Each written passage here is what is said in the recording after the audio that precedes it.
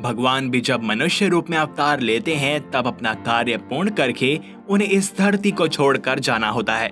उसी प्रकार जब भगवान राम का इस धरती पर समय पूर्ण हुआ तथा उनके धरती छोड़कर जाने का समय निकट आ गया था, तो उन्होंने मर्यादा पुरुषोत्तम होते हुए इस निर्णय को भी बड़े सहजता से लिया। श्री राम को विष्णु जी के 7वें अवतार के रूप में पूजा जाता है और पुराणों व शास्त्रों में भी उनकी महिमा का बखान होता है। त्रेता युग के पालनहारे प्रभु श्री राम को भक्त आज भी पूरे श्रद्धा भाव से पूजते हैं और उनकी भक्ति में सरोवर हो जाते हैं। प्रभु श्री राम के जीवन से जुड़ी कुछ ऐसी अनसुनी कहानियां हैं जो आज भी सोचने पर मजबूर कर देती हैं। ऐसी ही अनसुनी कहानी में से एक है श्री राम की मृत्यु से जुड़ी रोचक कथा।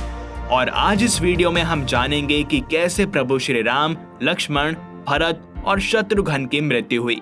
परंतु वीडियो में आगे बढ़ने से पहले हमारे साथ जोर से बोलें जय सिया राम। आज से हजारों वर्षों पूर्व भगवान श्री राम का जन्म हुआ था।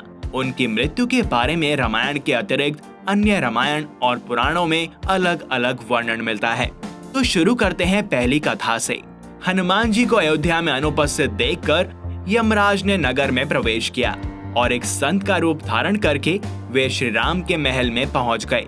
उन्होंने वहां श्री राम से मिलने का समय ले लिया। जब श्री राम की इस धरती पर सभी कर्तव्य पूर्ण हो गए तब उन्हें सूचना देने स्वयं वहां पर यमराज एक तपस्वी के रूप में पहुंचे। द्वार पर उनकी भेंट लक्ष्मण से हुई तथा उन्होंने उनसे कहा कि वे तपस्वी अति बल के दूत हैं तथा एक महत्वपूर्ण कार्यवश वे श्री राम से मिलने आए हैं। लक्ष्मण श्री राम की आज्ञा पाकर उस तपस्वी को उनके कक्ष में लेकर गए और जब श्री राम ने यमराज से उनके यहाँ आने का कारण पूछा तो उन्होंने कहा कि वे जो संदेश लेकर आए हैं वह अत्यंत गुप्त है, इसीलिए जब वे संदेश को सुना रहे हों तब वहाँ उस समय उनके कक्ष में कोई न आने पाए। यदि कोई उन्हें बात करते हुए सुन लेगा या देख भी लेगा तो उसे प्राण दंड दिया जाए। तपस्वी की यह बात सुनकर भगवान श्री राम ने लक्ष्मण से कहा कि वह द्वारपाल को भेज दें तथा स्वयं कक्ष के द्वार पर पहरा दें। उन्होंने लक्ष्मण से कहा कि यदि कोई भी उन्हें बात करते हुए सुन लेगा या देख भी लेगा तो अवश्य उसे मृत्यु दंड मिलेगा। परंतु जब लक्ष्मण पहरा दे रहे थे तो वहां पर महर्षि दुर्वासा आ पहुंचे और प्रभु श्री राम से मिलने की जिद करने लगे। तब लक्ष्मण ने उन्हें अंदर जाने से रोक दिया। ऐसे में महर्षि दुर्वासा अत्यंत क्रोधित हो गए और कहने लगे कि अगर मुझे अंदर नहीं जाने दिया तो मेरे क्रोध की अग्नि से तुम्हारी पूरी प्रजा का नाश हो जाएगा। ऐसे में लक्ष्मण ने सोचा कि अकेले मेरी ही मृत्यु हो यह अच्छा है, किंतु प्रजा का नाश नहीं होना चाहिए। यह सोचकर लक्ष्मण ने श्री राम को जाकर दुर्वासा मुनि के आने की सूचना दे दी। महर्षि दुर्वासा की इच्छा पूरी करने के बाद श्री राम को अपने वचन का ध्यान आया। तब लक्ष्मण ने कहा कि आप निश्चित होकर मेरा वध कर दीजिए जिससे आपकी प्रतिज्ञा भंग ना हो। जब श्री राम ने यह बात महर्षि वशिष्ठ को बतलाई तो उन्होंने कहा कि आप लक्ष्मण का त्याग कर दीजिए। साधु पुरुष का त्याग व वध एक ही समान है और श्री राम ने ऐसा ही किया। श्री राम द्वारा त्यागे जाने से दुखी होकर लक्ष्मण सीधे सरयू नदी के तट पर पहुंचे और योग क्रिया द्वारा अपने शरीर को त्याग दिया। लक्ष्मण ने अपने भ्राता के वचन को निभाने के लिए राज्य से बाहर जाने के बजाय सरयू में जल समाधि ले ली, जिसके पश्चात यमराज ने अपने असली रूप में आकर श्री राम को प्रणाम किया तथा अपने धाम आने का न्योता दिया तथा अपने वहां आने का औचित्य बताया। उन्होंने श्री राम से कहा कि वे भगवान ब्रह्मा के आदेश पर वहां आए हैं। उन्होंने श्री राम को बताया कि अब उनका इस धरती पर कार्य पूर्ण हो चुका है तथा राम रूपी अवतार में उन्होंने अपनी जितनी आयु निश्चित की थी उसके भी समाप्त होने का समय आ गया है, इसलिए अब उनके परधाम वैकुंठ में जाने का समय निकट आ गया है।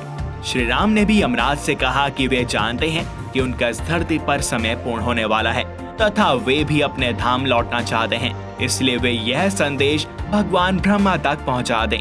लक्ष्मण की मृत्यु से दुखी प्रभु श्री राम भी जल समाधि लेने का निर्णय करते हैं, जिसके बाद अपने ज्येष्ठ भ्राता के इस निर्णय का पता भरत और शत्रुघ्न को भी लगता है।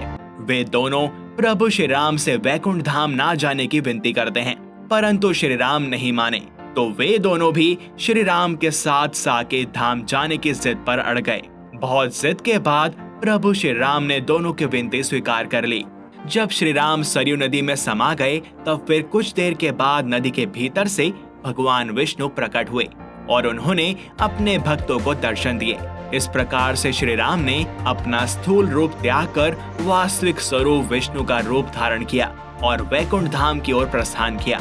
एक अन्य कथा के अनुसार रावण के वध के पश्चात प्रभु श्री राम माता सीता और भाई लक्ष्मण सहित अयोध्या वापस आ गए। वापस आने के बाद कुछ दिनों तक प्रभु श्री राम और माता सीता ने सुखपूर्वक जीवन व्यतीत किया और एक धोबी के कारण प्रभु श्री राम को माता सीता को त्यागना पड़ा। इसके बाद माता सीता फिर वन में जाकर महर्षि वाल्मीकि आश्रम में रहने लगी, जहां उन्होंने 2 पुत्र लव व कुश को जन्म दिया। दोनों पुत्रों के बड़े होने के बाद माता सीता अयोध्या की राजसभा में श्री राम के सामने ही धरती में समा गईं। माता सीता के पाताल लोक में जाने के पश्चात भगवान श्री राम उदास रहने लगे। उनके मन में विचार आने लगा कि अब मेरा भी समय पूर्ण हो गया है और मुझे भी अब ये मृत्यु लोक छोड़ देना चाहिए। माता सीता के चले जाने से व्यथित प्रभु श्री राम ने यमराज की सहमति से सरयू नदी के तट पर गुप्तार घाट में जल समाधि ले ली। वास्तव में कथाएं भगवान श्री राम के जीवन से जुड़ी सबसे रोचक कथाओं में से एक हैं और ये प्रभु श्री राम के मनुष्य रूप को त्याग कर पुनः भगवान विष्णु के रूप में आने के विषय में बताती हैं। तो बोलो जय सिया राम। इस वीडियो में बस इतना ही। अगर आपको यह पसंद आई हो तो इसे लाइक करें और अन्य भक्तों के साथ शेयर करें। साथ ही चैनल को सब्सक्राइब और बेल आइकन को प्रेस करना ना भूलें।